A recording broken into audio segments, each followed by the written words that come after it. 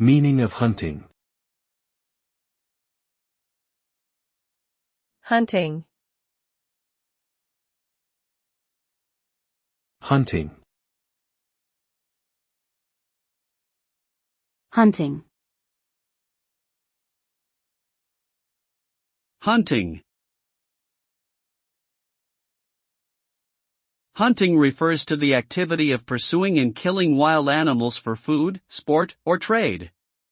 It has a long history dating back to prehistoric times and has been a significant aspect of human culture and survival. Hunting methods vary from using weapons such as guns, bows, and arrows to traps and snares. The practice has become controversial in modern times due to concerns about overhunting and animal welfare. While some view hunting as an important part of conservation and ecosystem management, others argue that it is cruel and unnecessary.